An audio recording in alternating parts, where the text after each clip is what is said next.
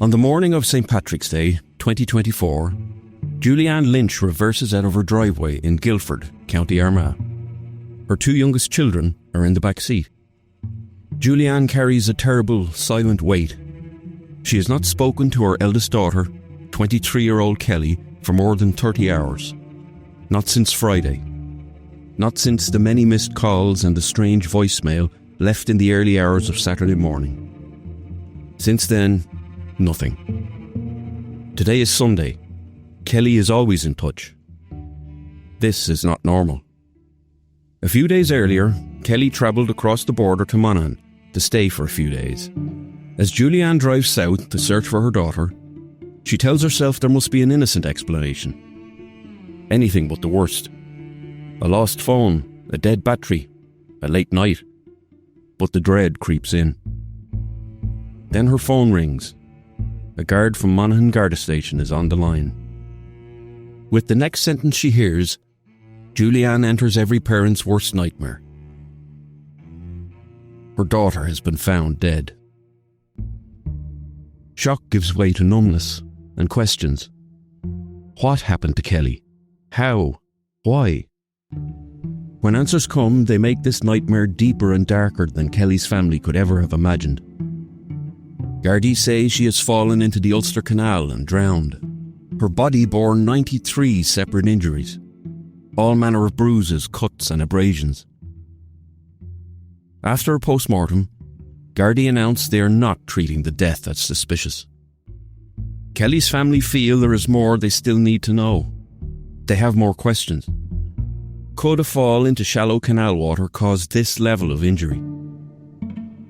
St. Patrick's Day 2024 would be the end of Kelly's short life, but it would mark only the beginning of her family's fight for answers about what really happened to Kelly Lynch.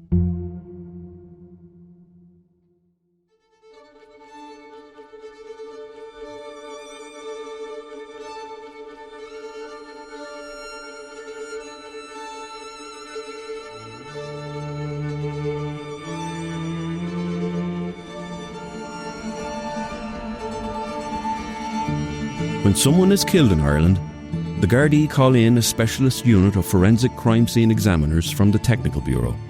This is Ireland's real-life version of CSI, but it's nothing like the movies or TV shows. For 25 years, I was one of the detectives on that team. My name is John Sweetman. My job as a Garda detective in the Technical Bureau was to read the evidence that could not speak for itself. I learned to see what others might miss. Fingerprints smudged on a handle of a door, weapons disguised in everyday objects, handwritten notes that revealed more than the writer ever intended. The smallest traces often unraveled the big story, and now I'm here to tell you those stories.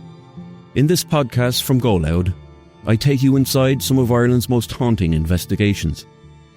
This is Lines of Enquiry, a GoLoud original podcast that follows the evidence step by step and tries to uncover the real story behind the headlines. In this episode, the mysterious death of Kelly Lynch, a young woman found dead in the Ulster Canal on St. Patrick's Day 2024, with injuries her family cannot explain, and the subsequent search for truth and justice. Kelly Lynch was born on the 16th of September 2000 in County Fermanagh. She was the second eldest of Sean and Julianne Lynch's 6 children.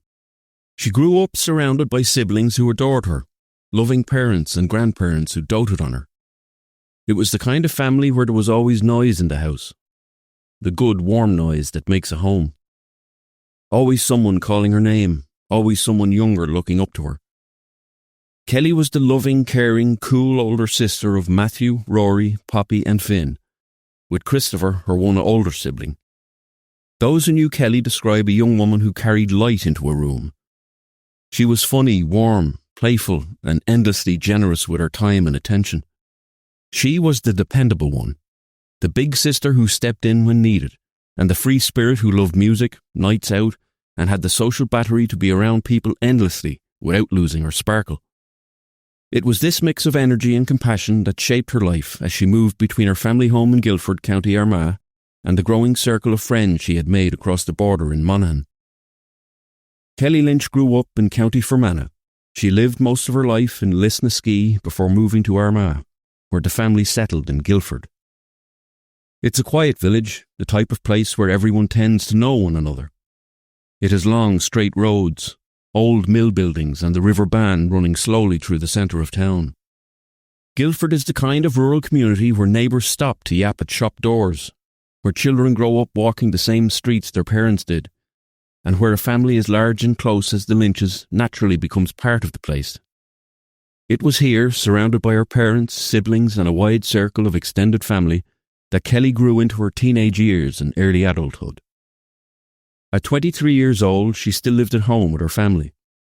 Kelly had started to spend a lot of time across the border in Monaghan, as she had been going out with a young man from the county on and off for about 15 months. Every couple of weeks, Kelly would travel down to Monaghan town to visit her boyfriend, and often stayed with his family. Kelly didn't drive, so her mother, Julianne, or her father would usually drop her off and pick her up. These trips had become routine, a happy constant in Kelly's life. Julianne trusted that when Kelly said goodbye and headed off to see her boyfriend, she'd be safe and back home in a few days, just like always. Tired, no doubt, but full of stories and smiles when she returned. On March 13th, 2024, Kelly was celebrating her little sister's 12th birthday.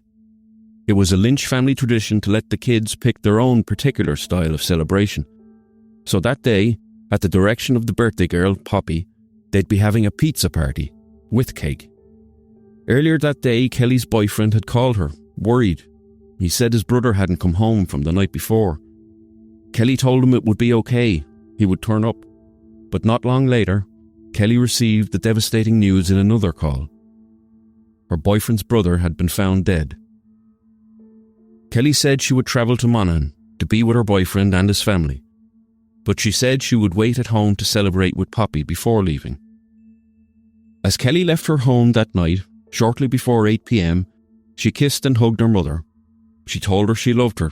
She said, "I'll see you soon, Mummy." That was the last time Julianne would see her daughter alive. In the next few days, as the shock settled over her boyfriend's household in Monaghan town, Kelly stayed by his side. It was St. Patrick's weekend, normally one of the best weekends out for locals and visitors alike. But in the family home of Kelly's boyfriend, there was only mourning and sadness. Kelly did her best to help, being by the side of her boyfriend, offering support to his brothers and sisters. Hugs and cups of tea were in plentiful supply. Kelly was trying to ease their pain. She was far from her own family, yet exactly where she felt she needed to be, showing kindness and empathy to her boyfriend, who was going through what friends and family of his say was his first experience of real visceral loss. Over the next 2 days, Kelly stayed in Monaghan town and mixed with her boyfriend's circle of family and friends as they coped with the devastation of their loss.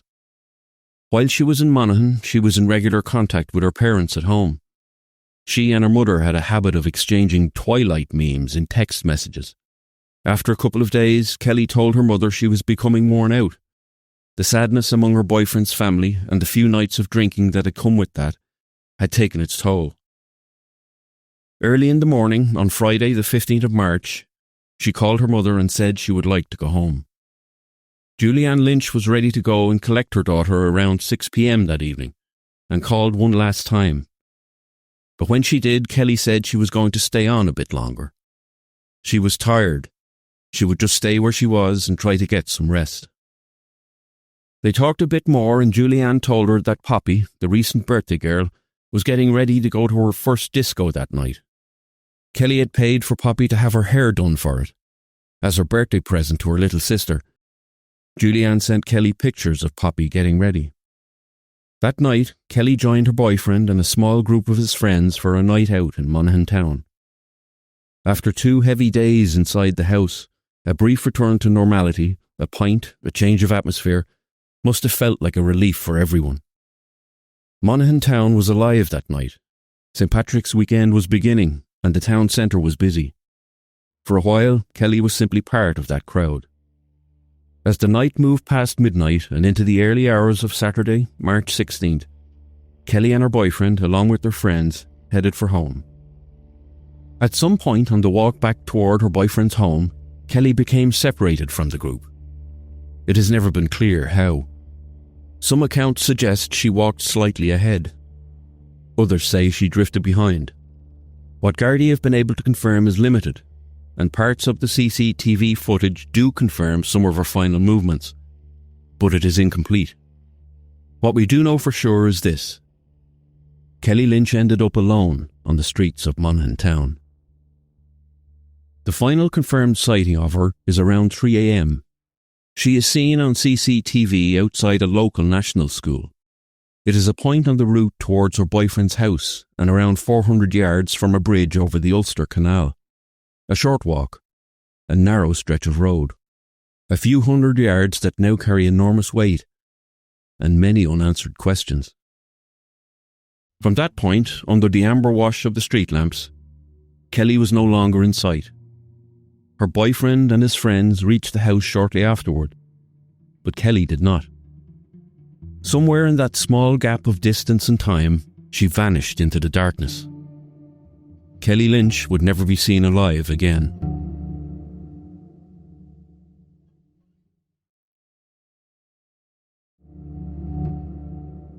Kelly Lynch travelled to Monaghan on Wednesday, 13th of March 2024 to support her boyfriend following a death in his family. His brother had passed away suddenly. 2 nights later, on Friday the 15th of March, Kelly and her boyfriend were on a night out in Monaghan town with friends. CCTV confirms they stayed out into the early hours and that there was a moment near a local school where Kelly became separated from the group. Shortly after 3 a.m. was the last confirmed sighting of Kelly alive. What happened next remains a mystery. Sometime around 4 a.m., seemingly in a moment of need, Kelly reached for her phone. She rang her mother and other members of her family. Back in Guildford, County Armagh, her mother Julianne's phone lay on her bedside table, on silent.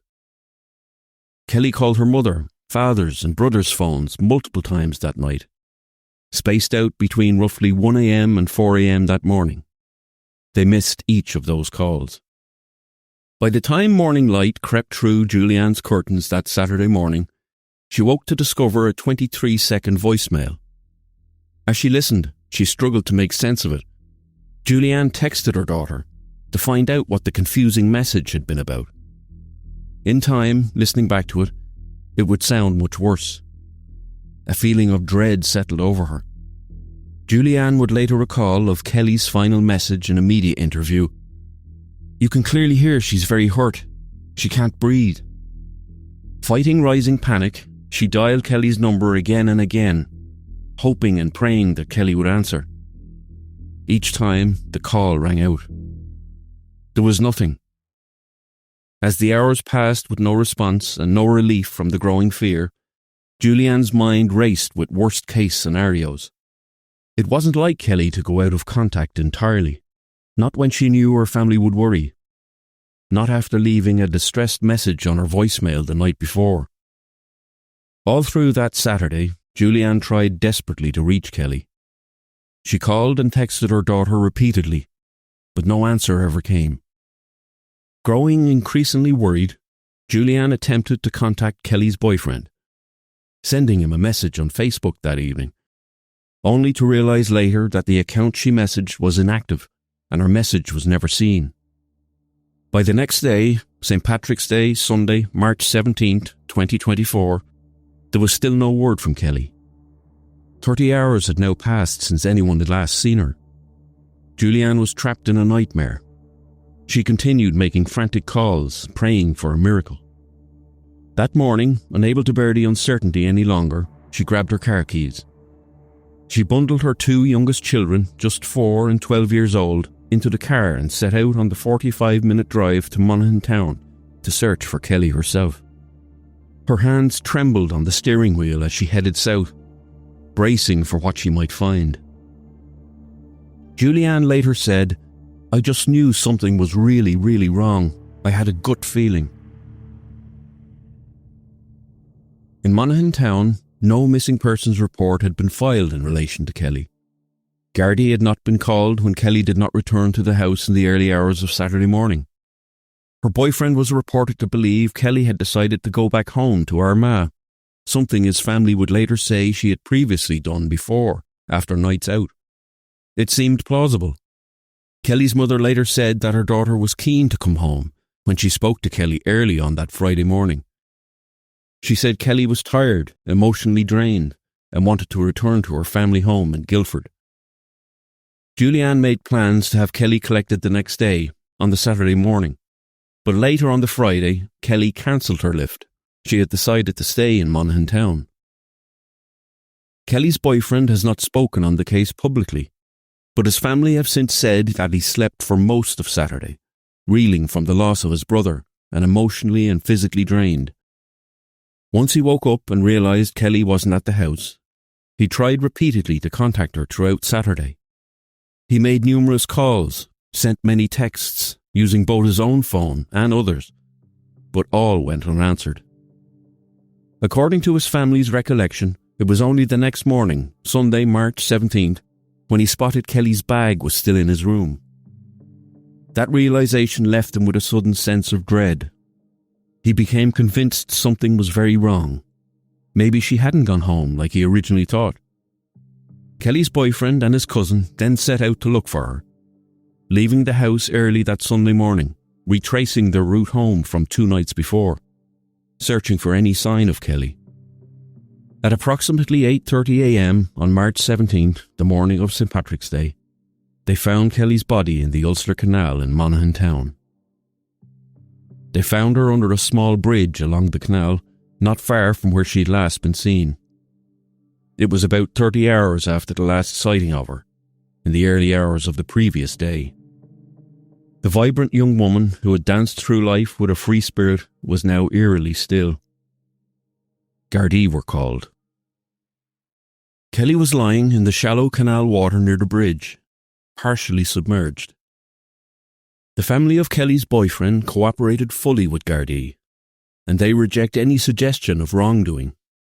They describe Kelly's death as a tragic accident. A local doctor arrived at the scene and formally pronounced Kelly dead at around 11 a.m.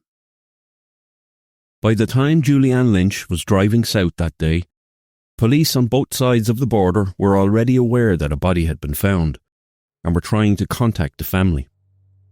At 12:25 p.m, our eldest son back home received an urgent call from the police service of Northern Ireland. They said the Gardaí in Monaghan needed to speak with Kelly's next of kin. He passed on his mother's number. Not long after that, Julianne's phone rang. She pulled the car over on the side of the road, her 2 little ones quiet in the back seat. A Detective Garda was on the line. He sounded grave and burdened. Julianne's voice shook as she asked, "Is my daughter okay?" In her mind, she still clung to one impossible hope. Maybe Kelly had simply been picked up for being out late. Maybe she was at the Garda station, waiting to be collected.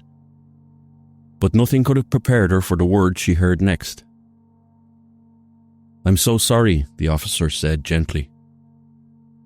"Your daughter, Kelly Marie Lynch, is deceased." For a few seconds, Julianne couldn't breathe. A wail rose up from her chest as the meaning of those words crystallized in her mind. In the back seat, her 12-year-old and 4-year-old sat frozen, listening to their mother break into loud guttural sobs. The world around them continued to turn. Cars passed on the road. St. Patrick's Day parades went on in town.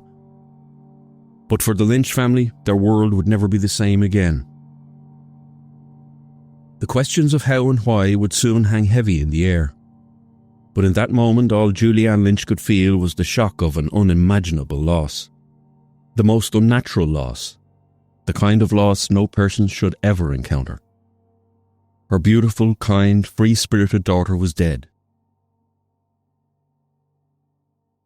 When Julianne and other members of the family went to identify Kelly's body, they stood behind a glass window, looking in at a figure under a purple blanket. The blanket was drawn up to the nose, so they couldn't fully see her face. But they could see her eyebrows, in Kelly's distinct style, and Julianne knew it was her daughter. She told the London Independent that at that moment, All she wanted to do was go in and hold her. In the immediate aftermath of Kelly Lynch's death, the Garda investigation in Monaghan treated the case as a tragic accident. Later that day, a post-mortem examination was carried out, and the preliminary finding was that Kelly had died by drowning. This led Gardaí to announce that they were not treating the death as suspicious, and that they had referred the matter to the local coroner's office for a routine inquest. They believed Kelly had fallen into the canal on her own and drowned, with no foul play involved. From the Garda perspective, the case appeared closed as an accidental death, pending only a coroner's formal verdict. Considering the time of the last sighting of Kelly on that CCTV footage, it appeared she had likely died in the early hours of March 16th, and her body remained in the water throughout that following day and night, going completely unnoticed. The speedy conclusion of the Garda investigation would soon raise more questions than answers. The handling of the scene and evidence that day seems to have fallen short of standard protocols expected in a situation like this, especially if there was any possibility of foul play. The timeline of actions on March 17th was quick. Kelly's body was discovered between 8:30 and 9 a.m. By 11 a.m, the GP had declared her death. By 1 p.m, only a few hours after she was found, her body was taken from the scene and transported away to the state pathologist for post-mortem at Our Lady's Hospital in Navan, County Meath. The events in the immediate hours after the discovery of Kelly's body are the root of many of her family's questions today. The area where Kelly's body had been recovered was not immediately sealed off as a potential crime scene. In fact, the road and canal bank were left open to the public for most of the day. At the time, St. Patrick's Day celebrations, including the parade, were underway in Monaghan town, and the Gardaí diverted traffic over the canal bridge where Kelly had been found as part of the parade route. Exactly the opposite of what should happen at a potential crime scene. It wasn't until the evening on March 17th, many hours later, that Gardaí finally cordoned off the location and prevented public access. By then, countless people and vehicles had passed through, and whatever physical evidence might have been on the banks or bridge was likely contaminated, or worse, lost forever. A technical bureau team was not dispatched on the day of the discovery, as none was requested by the local superintendent. The state pathologist was not asked to attend the scene either in Monaghan. Kelly's body was only examined later at the hospital in Navan. A local scenes of crime officer, or SOCO, was meant to handle evidence collection at the site, but the site was not preserved in those critical first hours. Kelly's aunt, who lived in Navan, visited the bridge in Monaghan town early that afternoon, not long after the body had been removed. She was on her way to see her sister, Julianne. She was shocked to see no Gardaí securing the area. When she approached officers who were on the beat for parade duty and informed them, "My niece was found dead here this morning," and asked, "Why isn't the area cordoned off?" she was reportedly told to move on. On March 22nd, Kelly Lynch was laid to rest. While those first few days had seen the deep sadness of loss mixed with growing confusion over what caused it, it is easy to imagine that at that moment all other thoughts were silenced by a total grief of this tragedy. This much-loved young woman, leaving behind not only her parents, but her younger siblings who adored her. As her coffin was lowered into the ground, her youngest brother, Finn, just 4 years old, cried out, "Don't put her down there. Pull her back out." The apparent lack of urgency in investigating the death, and the seemingly quick decision to rule out foul play, deeply disturbed the Lynch family once they learned the full extent of Kelly's injuries. The most jarring aspect of the verdict that Kelly died as a result of an accidental fall and subsequent drowning came from her autopsy results. The pathologist documented 93 distinct injuries on Kelly's body. These included a cracked sternum, extensive bruises and abrasions, among other trauma, according to her family accounts. On March 25th, 9 days after Kelly's death, her family went to Monaghan Garda Station. There they were formally told by Gardaí that the cause of death was drowning. That evening they went to the location where Kelly had been found, where Gardaí presented their theory that Kelly had been drunk and fallen over a wall before landing in the water. Looking at the scene, Kelly's father, Sean, found it hard to understand the supposed events that had led to his daughter's fall from the bridge to the water. As he looked at the trees along the embankment, he felt sure they would have prevented someone from falling all the way down to the water. Gardaí publicly declared they were not treating the death of Kelly Lynch as suspicious, and they referred the case to the local coroner's office. There was no Garda inquiry, no suspects, and officially no crime. This decision, to not investigate this as a possible crime, stunned Kelly's parents. The belief was that Kelly's injuries were consistent with a single fall event. Gardaí felt that Kelly, possibly intoxicated or maybe unsteady on her feet, had fallen from the canal bridge or bank, tumbling over rocks and through branches, and as a result suffered the 93 injuries, from minor scratches to severe bruising, before she drowned in the Ulster Canal. Kelly's family rejected this explanation. Julianne Lynch has said that explanation doesn't add up. While she didn't deny drowning did occur, as evidence does indicate water was in Kelly's lungs, she firmly believes something happened prior to Kelly entering the water, and whatever that was, led to those injuries. While still struggling with their grief, Julianne and her husband Sean began to question the handling of the case. In their view, basic steps had been missed in the investigation, or done far too late. As they saw it, these were mistakes that could not later be undone. The decision not to immediately preserve the area as a possible crime scene until hours later perplexed the family. By then, whatever clues the area might hold, if there had been a crime committed, things like footprints, drag marks, traces of a struggle, were at risk of being contaminated or lost. Crucial time was lost in other ways those first few days. Gardaí did eventually seek out CCTV footage from homes and businesses near the canal, but that happened 5 days after Kelly was found. By then, in many cases, it was likely too late.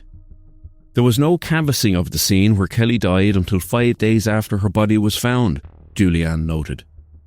Nor did Gardaí receive any CCTV footage of the area in time, so it had been overwritten, she told the Limerick Leader in July 2025. The family say they only learned about this when Kelly's father and brother called door to door in the area, close to where Kelly had last been seen, and spoke with locals who told them Gardaí had not come to them to seek footage until those 5 days had passed. Some security camera recordings from the night of March 16th that might have shown Kelly's movements were likely erased by routine loop recording. The family was left to wonder if a timely door-to-door inquiry or CCTV collection might have spotted a critical detail. There were other decisions made in those first few hours that have also left the Lynch family with questions. Typically, in any unexplained or sudden death, the pathologist or technical bureau team visits the scene to examine the context and gather any potential evidence. In Kelly's case, the state pathologist was not called out to the canal at all. The local Garda superintendent simply requested that an autopsy be done at the morgue, but the pathologist never examined Kelly where she had been found. Instead, a local scenes of crime officer from the Gardaí was supposed to handle the scene. But with the area left unprotected for hours, whatever that examiner was able to gather from the area was likely of limited value. As Gardaí did not suspect a crime had occurred, that meant the area where Kelly had died wasn't treated as a potential crime scene. And in any incident, that decision will mean a vastly different approach is taken, compared with how Gardaí will respond when they do suspect a crime. Perhaps the most troubling to the Lynches was what they saw as a lack of urgency in establishing how Kelly ended up in the canal. From the family's perspective, Gardaí appeared quick to treat the death as a possible accident, and slow to ask the questions that the family felt should have been necessary. No one was detained or treated as a suspect, and formal interviews with people who had been near the scene where Kelly was found were not conducted in the immediate aftermath. Julianne later said she believed those people should have been spoken to straight away, but those statements were not taken until around 3 weeks after Kelly's death, something she felt risked memories fading. For the family, this delay created the agonising fear that if someone had harmed Kelly, critical memories or recollections could have been lost or clouded. The family believed Kelly's iPhone could still hold vital clues about her final communications and movements. Yet the findings of the post-mortem and there being no suspicion of any foul play, meant Gardaí had no powers to access the device. As a result, they never examined her phone data or social media accounts, or tried to unlock the phone or retrieve its location history. Without the case being classified as a potential crime, investigators had no authority or grounds to do any forensic analysis on her phone. To Julianne, this was an almost inexplicable frustration. Kelly's iPhone might contain the identities of the last people she spoke to, or messages explaining where she went after the night out. That phone would be a blueprint to Kelly's life, she said. Believing it could answer a lot of questions. But it remained untouched by Gardaí.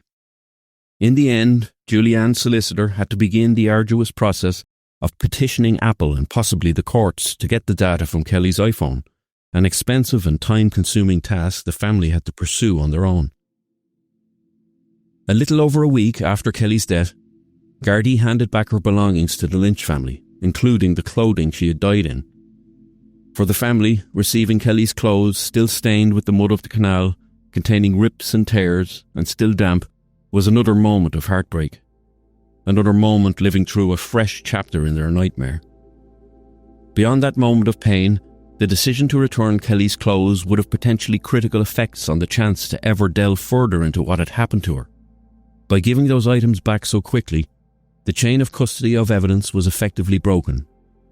Later on, if there was to be any further investigation, if outside experts wanted to examine the clothing forensically, for DNA, fibres or other clues, it would almost certainly be problematic. If critical pieces of evidence have not been securely stored according to the proper procedures in any criminal case, a defence team could argue that the evidence had been contaminated or tainted. Believing that the investigation had possibly been handled incorrectly, Julianne later lodged 13 formal complaints with the Garda Síochána Ombudsman Commission about the case. GSOC, or FISRU as it's now known. It is the independent statutory body in Ireland charged with oversight of Garda Síochána. For Sean and Julianne, missteps like this felt like salt in the wound. They couldn't shake the feeling that, from the start, the authorities were quick to write off Kelly's death as an accident and move on, rather than dig into uncomfortable possibilities. Their solicitor, Barry O'Donnell, put it bluntly. Every death should be seen as suspicious until proven otherwise. That's the model in place, and they aren't properly adhering to it. In the first few days after Kelly's death, the grieving family heard whispers of a theory that only added to their anguish.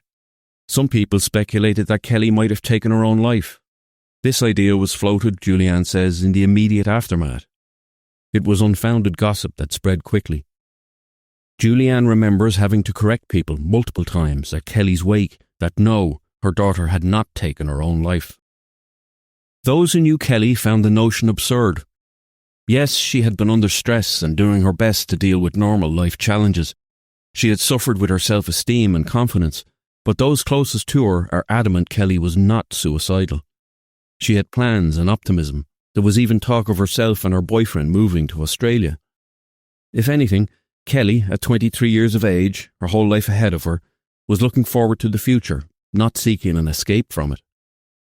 Julianne shared a handwritten note Kelly had made around New Year's 2023, consisting of a list of things she wanted to accomplish and experience. It was clear to Julianne that Kelly intended to live, not die. The suicide theory soon faded from the conversation around Kelly's death, but the fact that it had even been considered left the family feeling that some people were grasping at easy explanations rather than digging deeper. The 93 injuries coming from an accidental fall remains the single most haunting question at the heart of this case. Julianne said, "I'm not disputing that Kelly's cause of death was drowning, but what happened to Kelly to get those 93 injuries before drowning?" Unhappy with how the entire tragedy had been handled, Kelly's mother sought to find someone who might help. In mid-2024, through social media and mutual acquaintances, the Lynch family pleas for answers reached a man named James Brannigan. Brannigan was a retired Police Service of Northern Ireland detective sergeant with a strong reputation. Just a couple of years earlier, he had been instrumental in exposing the truth behind the tragic death of a young woman, Katie Simpson, which the police had initially mistaken for a suicide. It turned out that Katie had been killed by her sister's abusive partner, Jonathan Cresswell, who claimed Katie suffered what would prove to be fatal injuries when she tried to take her own life. It was Detective Sergeant James Brannigan's persistence and his refusal to accept an explanation that did not fit the evidence that ultimately redirected the investigation toward the truth. That case's outcome led Brannigan to establish a new charity called the Katie Trust, aimed at helping families who suspect their loved ones might be victims of so-called hidden homicides. Deaths that were initially classified as accidents, suicides, or from natural causes, but which later raised concerns that foul play may have been involved. Kelly Lynch's unexplained death was amongst the very first cases taken on by the Katie Trust. Brannigan agreed to review Kelly's case, a turning point that gave the Lynch family a renewed sense of hope. They felt that, perhaps at last, someone was listening and looking at the evidence with fresh eyes. When James Brannigan examined the files and photographs from Kelly's death, he was alarmed by what he saw, or rather, what he couldn't see. From viewing the post-mortem photographs and the scene photographs as a detective who has investigated homicides, it leaves me with a huge amount more questions than answers, Brannigan said in an article published by the Irish News in August 2025. Brannigan was in no doubt about how he viewed the finding that Kelly had drowned, saying she didn't drown. Without going into the specific injuries, the injuries she suffered are shocking. Nothing is conducive to her falling into the canal and drowning. If she was found with these injuries on the side of the road, you would launch a major investigation into it. And then there was the detail that truly stopped Brannigan in his tracks. Kelly's iPhone. According to the information he reviewed, when Kelly's body was recovered, her iPhone was found with her and it showed no signs of water damage. The phone was working. Brannigan wondered how could Kelly have drowned in a canal while keeping her phone dry. He said to the Irish News, "At the moment we still do not know how Kelly passed away. One pathologist said it was hypothermia. Another said it was drowning. The drowning one I find farcical. How could she have drowned when her phone had no water damage?" Brannigan learned that one Garda had offered an explanation for this. Supposedly, it had rained heavily the day before Kelly went into the canal, raising the water level. By the next day, the water had receded, meaning her phone, perhaps in a pocket or purse, potentially was not submerged for long. Kelly's family have also said in an interview with RTE that the phone still had a battery life when her body was found, 30 hours after the last time she was seen. Brannigan suspected the dry phone pointed to a different scenario entirely. Perhaps she hadn't drowned in the way everyone assumed. This single clue cast everything in a new light, raising the stark possibility that Kelly may have been attacked and only later ended up in the water.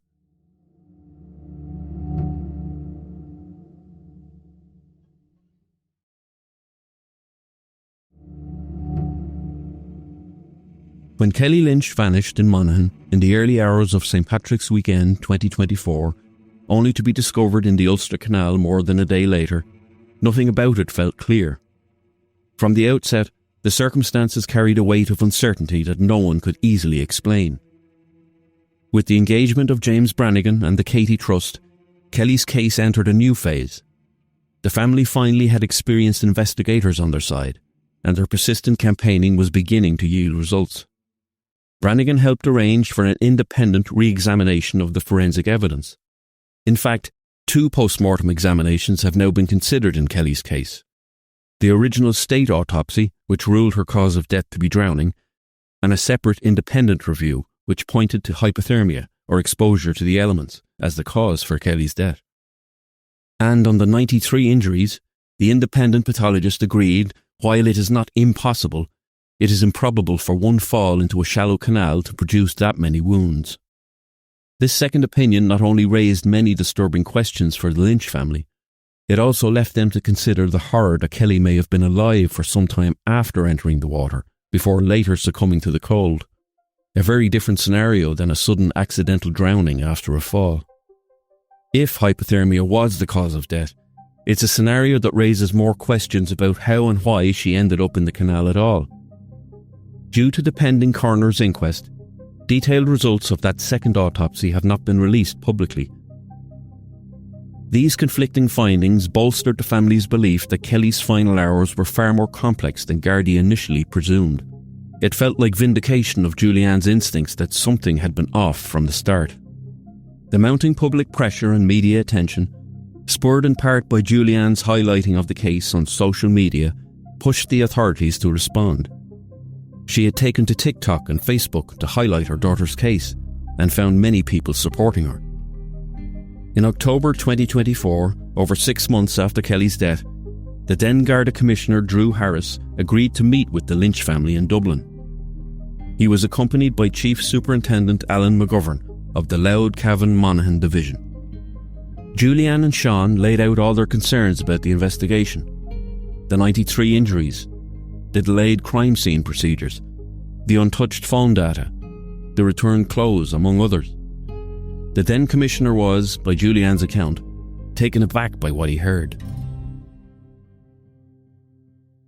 Julianne emerged from the meeting feeling like it had been a positive step, saying she was very pleased. She said of the meeting, "We weren't interrupted, we weren't talked over, and they were very empathetic. I am pleased that it wasn't just a meeting to be fobbed off again, and that action is being taken. It would lead to what could potentially be the most significant development in the case." Shortly after that meeting, the Gardaí released a statement. In it, they said the Commissioner had listened carefully to the Lynch family's concerns and, based on the meeting, decided to order a full peer review of the case. This meant assigning a senior investigating officer from a different Garda division, outside of Cavan Monaghan, to re-examine the original investigation with fresh eyes. It was exactly what the family had wanted, essentially a second chance at a proper inquiry.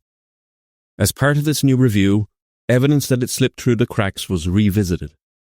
Kelly's clothes and other belongings, which had been returned to her family just days after her death, were collected by the peer review team in November 2024 and taken back into Garda custody. These items were to be forensically tested for the first time. It was a relief for the Lynches to know that at last some forensic analysis was being done, but it was also bittersweet. So much time had passed that any number of traces could have been lost.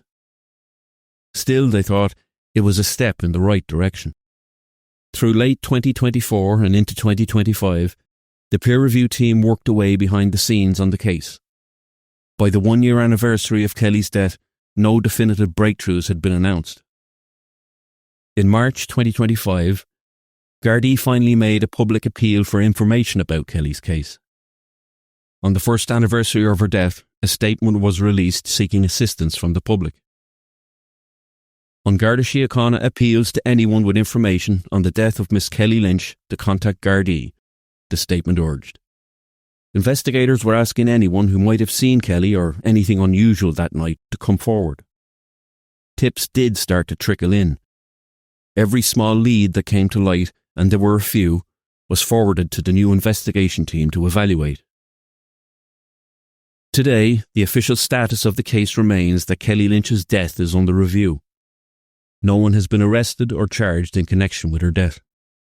The coroner's inquest, which the family hopes will publicly air all the evidence, has not yet taken place. That wait could stretch into more months or even years. Delays are not uncommon for complex cases, but for the family it means an excruciating wait. The Lynch family is determined that Kelly's story will not be forgotten or brushed aside. They will keep asking the uncomfortable questions, keep pushing the Gardaí, the legal system, and anyone who might know something, until they have found the truth. I am so driven to get some kind of answers, it might take me the rest of my life, Julianne said. What is the truth? The evidence gathered so far paints a picture, but not a complete one. We know that Kelly Lynch left the bar in Monaghan in the early hours of March 16, 2024, and that sometime later she made a call to her mother, potentially in distress. In total, there were 5 calls in all to her mother. Kelly also called her father Sean 7 times. Both were asleep and missed the calls. We know that by the following morning, her lifeless body was in the Ulster Canal, in water no deeper than 3 inches. We know she suffered 93 injuries that would lead retired PSNI detective James Brannigan to say they warranted a major investigation. We know her iPhone did not suffer any water damage. We have 2 different causes of death offered by experts. With only limited CCTV collected, we have a timeline full of gaps. Somewhere in those gaps lies the answer to the question that has tormented her family from day one. What really happened to Kelly? Was she attacked by someone she encountered on her way home? Did she fall while running from something or someone, leaving her injured and exposed to the cold? Or was it just a freak, unfortunate accidental fall into the canal? The Gardaí have to date not publicly identified any suspect or person of interest or announced any arrests. While Kelly's mother has become a prolific social media user, raising awareness of the case and advocating for answers on her daughter's death, the case naturally attracted much online chatter, and as is the nature with online talk, much of it was wild speculation or worse. Gardaí made reference to this in November of 2025 when they told the BBC Spotlight programme that they were aware of a significant volume of misinformation about the case circulating on social media. As is fairly typical in a case like this, rumours swirl around the potential involvement of those closest to the victim. In this case, there had been some online speculation about the role of Kelly's boyfriend. He has never spoken publicly about the case, and there has never been any suggestion by Gardaí that he was involved in any way. However, amid those rumours and misinformation, there was a previously unheard voice, which emerged online in November of 2024. A Facebook page appeared, claiming to be operating on behalf of Kelly's boyfriend, presenting what it described as the boyfriend's truth. It was a 4,993-word post published on the Facebook page. The person who posted it was an unnamed sibling of Kelly's boyfriend. While the writer was unidentified, members of the family shared the post on their own pages. The post was long, emotional, and looked to have been written by someone still deep in shock. The writer described themselves as a concerned sibling stepping forward because, they said, the boyfriend was not in the headspace to articulate his own experience. It was in many ways an attempt to explain in detail their side of the story. They wrote about the sudden death of their brother on the Wednesday, a trauma that had hit the household with devastating force. The writer noted Kelly had travelled to Monaghan out of care and loyalty, wanting to support her boyfriend through a week that was already unimaginably difficult. This grief, they said, was the backdrop to everything that followed. The statement then set out their version of the Friday night. Kelly, her boyfriend and friends moving between pubs, the group walking part of the way home together, and Kelly stepping ahead for a short stretch. The writer says Kelly's boyfriend returned to the house believing she was just behind them, and that it was only the next day, when he still could not reach her, that concern slowly began to build. They wrote that they were consumed with confusion, exhaustion, and grief rather than alarm. They also devoted considerable space to describing the moment Kelly was found. According to the post, Kelly's boyfriend and his cousin retraced the route towards the canal, driven by a worry they couldn't quite name on that Sunday morning. They wrote that Gardaí were contacted immediately when Kelly's body was discovered, that the cousin stayed on the phone with emergency services, and that the family cooperated fully as statements were taken and inquiries began. This was not the story of a family withholding information, but one of people overwhelmed by loss, trying to piece together events as best they could. The latter half of the statement focused less on the timeline and more on the emotional fallout. The writer said the family felt misrepresented by online commentary, and that Kelly's boyfriend had borne the weight of intense public scrutiny at a time when he was already grieving 2 life-changing deaths. They described him as a young man trying to cope with trauma upon trauma, and a family struggling with the sense that the story circulating publicly did not reflect their lived reality. Taken on its own terms, the statement was raw and deeply personal, a portrait of a household processing its own version of an unbearable tragedy.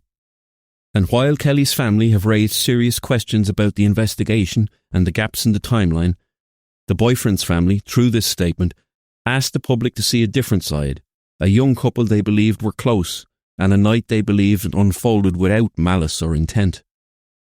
But even at nearly 5,000 words, the post did not bring answers or closure. For the Lynch family, the loss of Kelly has come to define their daily lives in many ways. They continue to fight, promising they will not stop until they are satisfied the truth has been fully uncovered. Like all families who have lost a loved one tragically, without knowing why or how, they seek closure and the chance to properly grieve, to have the opportunity to begin to grieve. Whatever the truth may be, they know they cannot move on without it. Julianne Lynch said to the London Independent, "This is just something we're not going to get over. Knowing she was in pain and she probably struggled is like a nightmare tormenting us all this time. I want to know either way. If there's anyone out there who knows something, you can give information anonymously. You don't have to be public. I'm not in denial.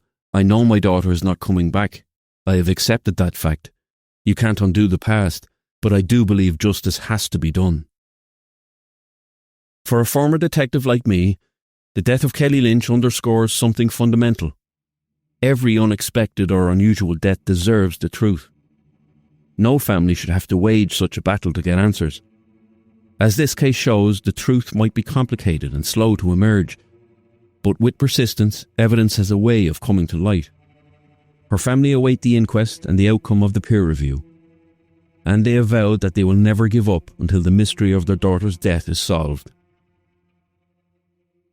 And that is where the story rests at the end of this episode, with a family still living that nightmare that began with a phone call on the morning of St. Patrick's Day, and has only grown darker since then. For now, there are no clear answers about what happened in those few fateful hours in Monaghan that night.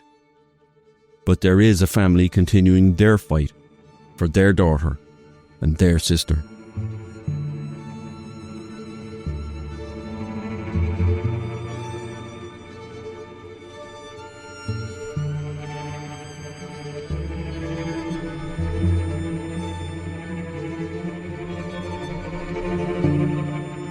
Thank you for listening to this episode of Lines of Enquiry. Thank you to everyone who has rated and reviewed the podcast so far. It genuinely helps the podcast reach more listeners. And if you're on Spotify, please do leave a comment under the episodes. We read every one. And if you haven't already told a friend about the show, please consider sharing it with them. If you'd like to get in touch, whether to send a question or to suggest the case you think we should examine, you can reach us at linesofenquiry@goloudnow.com. Lines of Enquiry is presented by me, John Sweetman. The podcast is created by Darren Cleary. Our executive producer is Eoin Brennan. Siobhan Walsh and Siobhan Maguire are our producers. This episode was written by Darren Cleary, script edited by Eoin Brennan and myself, John Sweetman. Sound design is by Neil Kavanagh. Social, marketing, video and legal support come from the team at Bauer Media. Join me next time as we open another case and follow the evidence wherever it leads. In the end, everything done in the dark comes to light.